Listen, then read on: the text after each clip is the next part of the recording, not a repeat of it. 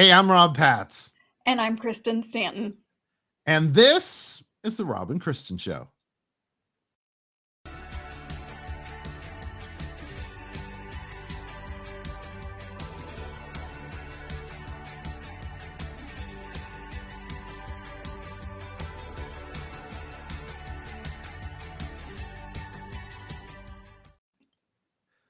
I thought about adding some pictures to the opening just to give it something different, and then I never had time this week. Hey, you know what? But we can have a new opening maybe this summer or this fall. See, that's what Kristen and I have talked about it.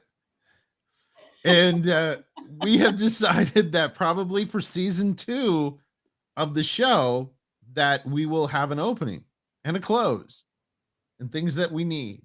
But we've had so much fun and really have had a lot of fun with this opening. And so I feel sad. I almost feel like we're going to be lost if we I feel like whatever opening we have should maybe utilize that one because it just feels like it's part of us now. it's part of us.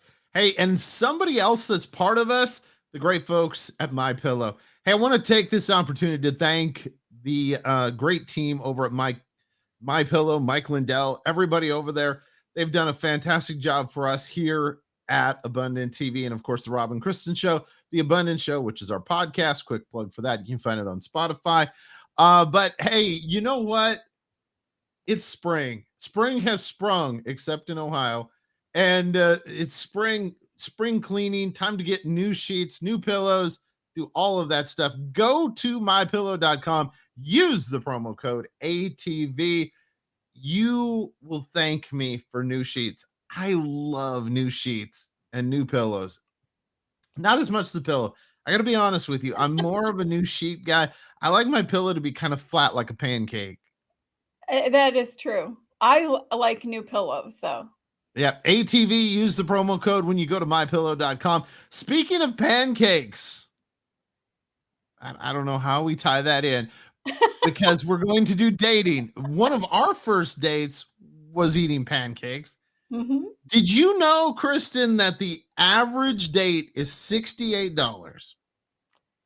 No, I didn't know that. We never spent anywhere close to $68 on any of our dates. I don't think so. I was trying to think because as we had a little talk about this, and I was trying to think of any of our dates.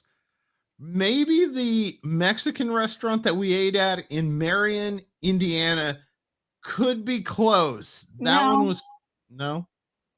no. So the Maybe Brick and Spoon and Pigeon yeah, Forge. Pigeon Forge could have been close, I would say. So that's the average 68. Average spent total for 2022 was $1,260. $1,260. But $68.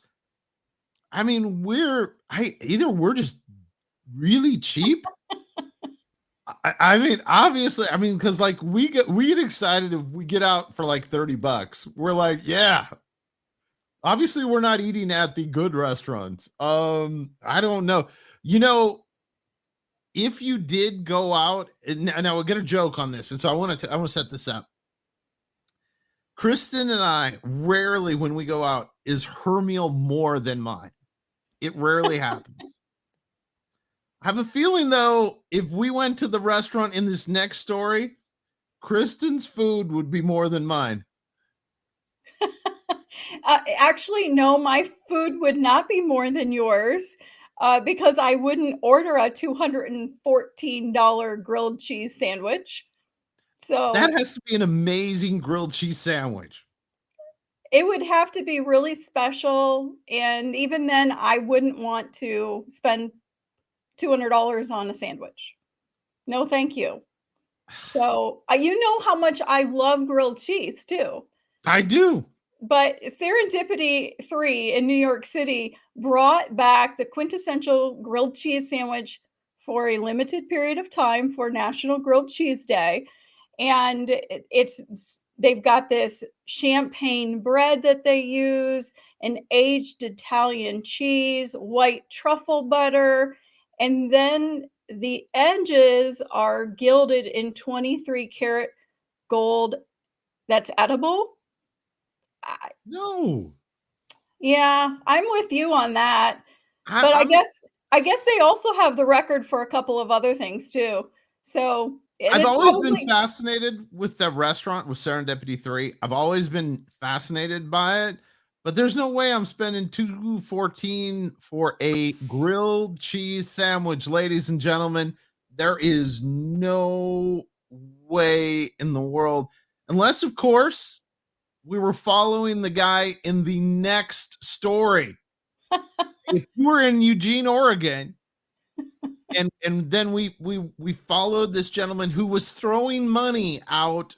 He was on I-5 near Eugene, Oregon, and if you know it, he was actually near the University of Oregon, and he was throwing money out of the car. They estimated it to be $200,000. So we would have gone to Serendipity if we'd have picked up the money on the road. Now here's my thought though, like, were people like pulling over or were they just stopping on I-5? Now, if you understand, I-5 runs from Canada all the way to Mexico. It is the main artery that connects California and Washington State. This is a busy freeway, and especially that area is super busy at that time because it's University of Oregon and it was during the school year. Can you imagine all those kids going, dude, nachos for a year, man? or pizza. Yeah. Well, I think that that it was really nice idea of this guy to give away $200,000, but probably not the best execution of this. You know, No, hey, he it, let's stop traffic on a major interstate, you know? he stopped when he was stopped finally. The police asked and he said, "Hey, listen, I just want to share some joy. I wish he'd have found me and said, "Hey, listen, I just want to share the joy with you." I mean, I would have been okay with that. I'd have said, "Man, this is bringing me joy for the whole year." Yeah. Well, the police did warn him, "Hey, you know, we get what you're trying to do, but next time don't, otherwise you'll get cited." He is definitely not a good example for children. Well, in some ways he might be giving away money, Throwing but it out the window of a moving car. No, no, no. There's no no, way to put. but this next guy is this guy from Australia. He decided that he wanted to try to set a new Guinness world record for the number of push-ups that he did. And the reason that he decided that he wanted to do it is because he wanted to show his son that there is nothing that is impossible. And so he trained for 3 years, almost 3 years, trying to make sure that he was ready to do this. And and this guy completed 3,182 push-ups in an hour. So that's about 53 push-ups per minute. Now, I can't even do 53 push-ups. You know, we were doing that push-up challenge, and I think it stopped at 50. 50 was the highest number that it went, And we were dead. and it was hard to even And get to 50. it So took me longer than a minute. so can you imagine? I mean, can you imagine 53 push-ups a minute? 3,182 push-ups in an hour. Now, he's also said that he is going to work on trying to set some other records. He really believes that you can do anything, and he wanted to be able to show that to his son. And I think that is really admirable. I'm amazed. I am. And again, a shout out to all our friends watching on the Faith Channel network down in Australia. You guys got some amazing men. The only way I'm doing 53 push-ups in a minute, the likelihood of it happening would mean I'm going to be hit by a meteor. Wait, that's next story. And that would probably, because the meteor would then give me superpowers, because I've seen how those shows go, and then I could do 53. Hey, there's a main no, it's true. There's a main museum, and they've got a reward out for a piece of this meteor that landed in Maine. We believe Richard, his song probably has it. But you got to come up with a certain level size, and it's 2 pounds, which is pretty incredible. Yeah, and it's 25 grand. You're gonna get 25 grand. Now it's not as much as if you were in Oregon following the guy that's throwing money out, but probably if you live in Maine, the likelihood of you getting any of that money wasn't going to happen anyway. So be out there looking for some meteor. Now you told me something about this story that I found interesting. Now the 25,000, if you find the big piece, and then they have smaller scale. They do. And I'm assuming they're doing testing on this. Well, I would think so. I don't know really anything about it, but they thought this was really neat just because their radar picked it up, and I guess this is the first one going over Maine that they actually saw the radar image for, and so they decided, "Hey, we wanna give out," this museum decided they wanted to give out this $25,000 for the first person who could recover a very large chunk of this meteor, so they could probably run some tests and learn more about meteors, and I would imagine the bigger the piece of the meteor that's recovered, the more that they can learn because generally the pieces are just a fraction of that size. They probably felt pretty comfortable knowing, "Hey, we're not gonna be giving away $25,000," but I do think that they were willing to pay for smaller portions of that. So if you're in the northern part of Maine up by the Canadian border, go do your research and find out where this might be. But just as a general rule, not to be construed as legal advice, just make sure you're not trespassing on private property. I would never do that. What are we back to my crimes again? I don't know. Hey, listen, those are 5 things we think you should know. And I have so much fun with these. Which was your favorite story? Oh, by the way, we have them on blue cards. It's pretty impressive. I don't know. I think the most interesting one was the grilled cheese sandwich. I'm still fascinated by the date one. I gotta believe $68. That's a lot for 2 people. I mean, it's not like a group date or anything. I mean, mine maybe I would top out at about $15 to $16. Yeah. But I guess, when we think of dates, though, we think of going to eat places. But, there are other people who go to the theater. Oh, except for, when we go see the Nutcracker, the ballet. When you started saying that, I said, well, yeah, we did have a date. That was a lot more than, yeah. Okay. So yes, that we had one date. That was more than that. But our average for the year is not $1,200. Oh gosh, no. No. And our most expensive date is not $492. So no, neither one of those. But one thing, it's fun to do this, and we've heard so much positive feedback about our top 5, and that we want to thank you so very much. And the fun part about it is some of the times when we go out, people mention the top 5 to us, and we call that a video segue, or a video package. It's one of those two, and we're gonna do that. We recently got to go to Detroit, and Minister Kristen got to sing. Kristen also got to preach, and she did an amazing job. Couldn't have been more proud. It was like the day. And my mom used to say that there were times when Dad would just hit it out of the park, and she'd say she was super proud. I had one of those days. Kristen did an amazing job. In fact, we're going to go to the video package, and we'll be right back. Hey, we're excited to be going up to the great state of Michigan to do some ministry.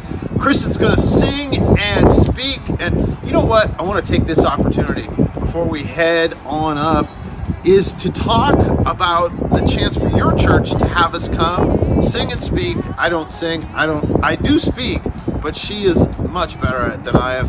And we are excited about the opportunity to come to churches across the country. Hey, get in contact with us and let's head to Michigan.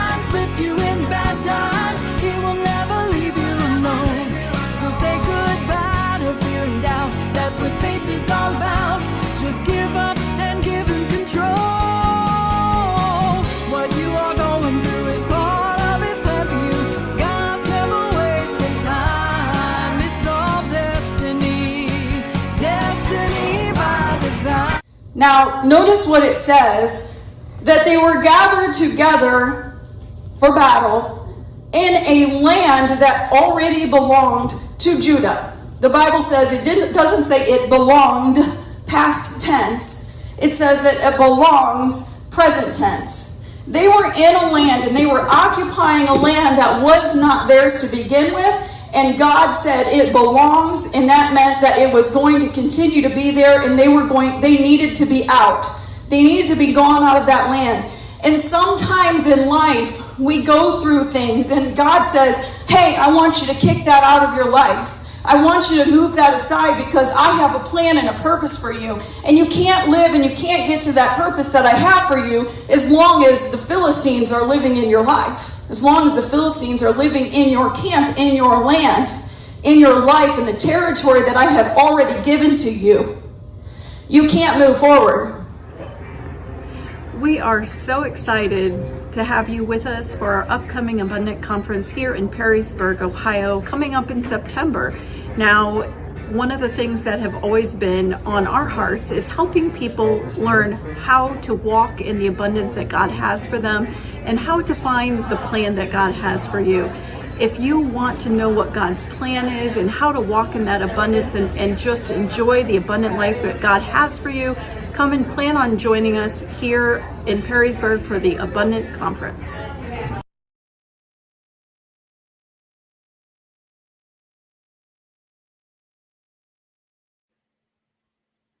Hey, you like the end? The YouTube? She hadn't seen that part. No, I didn't.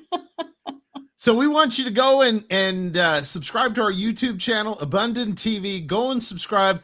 You're going to see adventures of Rob and Kristen. There's somebody else doing that, but and they have a cool channel, but you can go to Abundant TV, not only see stuff from us, but from some of our great ministries that are part of what we're doing here at Abundant TV. And you're also, if you watch later this week, and we're going to post about this, you're going to get to hear the whole sermon. It was amazing what Kristen did, and so excited. And it was cool. I watched it again today and went, oh, it was so good. Anyway, we are excited. Hey, and today, what are we going to be studying about? The I am. Yep. This is going to be good. This is going to be good stuff. I got a preview right before while I was eating a spoonful of peanut butter. So just one of the things that I wanted to just mention was that the song that was playing during that video clip, Destiny by Design, that was a song that I had written and I sing at all my concerts because I really truly believe that God has a plan. And I think I say that just about every single episode of the Rob and Kristen show. I know I say it every time I go sing and we're going to be talking about it at the conference. I really do believe that God has a plan for everything. And one of the things that we're talking about today is in Exodus chapter 3. Now, this was after Moses experienced God at the burning bush. And God told Moses that I'm going to come down and I'm going to come down to deliver Israel from the hands of the Egyptians. And not only am I going to deliver them from the hands of the Egyptians, but I'm going to bring them abundance or bring them blessings because God was going to lead them out. And as we all know what happened, God not only led them out, but he led them out laden down with all of these treasures from the Egyptians.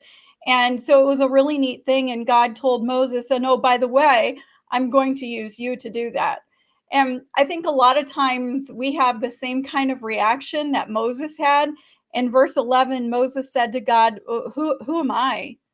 Who am I? And if you're listening to our podcast, plug for our podcast, on our last one, we talked about the battle within. And a lot of times we go through these things and we say, well, who am I? I'm not qualified enough. I don't have enough experience. My past disqualifies me from my future. Whatever excuse that you might be battling right now, Moses has had that answer. Well, who am I? I don't know. I don't know, God. I just don't think I can do this. I'm not qualified. Why should I go and bring out the children of Israel out of Egypt?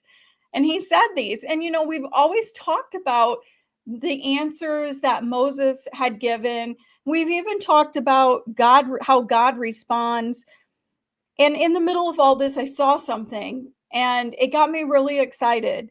So I'm going to read a couple of verses, but I want to focus on this one thing. In verse 12, God responded to him and he said, "Certainly I will be with you." So that was one thing that Moses knew, was that God told him, "I will be with you. And this shall be a token unto you that I have sent you. When you have brought forth the people out of Egypt, you shall serve God upon this mountain." And Moses said unto God, "Behold, when I come unto the children of Israel, and shall say unto them, The God of your fathers has sent me unto you, and they shall say to me, What is his name? What shall I say unto them?" And God said unto Moses, "I am that I am." God told Moses, "I am." That's all you need to tell them. But what I thought was really interesting about all of this is going back, what did Moses say to God? "Who am I?" But in all those verses, God never answered Moses, "Who am I?" The answer that God gave Moses was who God was. He didn't say, "Oh, Moses, you're Moses. I created you for such a time as this," which we all know God did create Moses for such a time as this. He didn't remind Moses that, you were raised by Pharaoh's daughter. You served in the Egyptian army. You had all of the upbringing and the teaching of the Egyptians. God didn't sit there and give Moses a laundry list of the reasons that Moses was qualified. I think too often we look at everything and we try to find the reasons that we're not qualified because maybe we're afraid to follow through and to do those things that God has said. But in the middle of everything, it's not God's responsibility to remind us of the reasons that we're qualified to do it. It's our responsibility to remember that God is the reason that we are qualified to do it. Because Yep. God said, "I am." It It doesn't. doesn't matter. Yeah. It doesn't matter who you are, where you've been. A lot of people say, well, I can't do that because, I've had this in my past, or I've had this in my past. Or you might say, well, I can't do that because I don't have the confidence to do it. And I had that happen to me last week. I had somebody tell me, well, I'd love to do what you're doing, but I could never do it because I don't have confidence. Trust me, I don't either. It's a God thing. If you'd have asked me 30 years ago, would I be doing television? Even then, which was just when I was starting, I was like, no, I don't want to do this. And God got me into radio, then into this. I was actually very shy. I like to use that line. No, I was never shy, but I didn't feel qualified. And there are a lot of people that are dealing out there, Kristen, right now, and they're saying these things disqualify me from ministry, and that isn't the truth. No, the truth is, and we talked about this, and so important to go listen to the podcast because we went really in depth in this. You have to fight this battle against Satan in your mind. You have to know that God has already qualified you based upon what God knows that you've gone through and what you've been through. God knew what he was going to do with your life when he created you. God knew the things that you would go through. And those circumstances, whether it was your upbringing, a choice that you made, your education level, none of those things matter because God already decided that he was going to use you and instill and put inside of you the things that he needed in order to do that. But the bottom line is, in all of this, is that even that doesn't disqualify you. None of the things that happen or didn't happen in your life disqualify you. We don't need to ask the question, "Who am I?"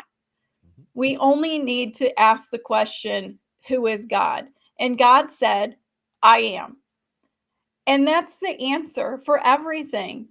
If God said, "I am," then what is your question? Because your question, for every question that you have, God's answer is, "I am." So if you're like, "God, I need a financial breakthrough," God said, "I am your provider.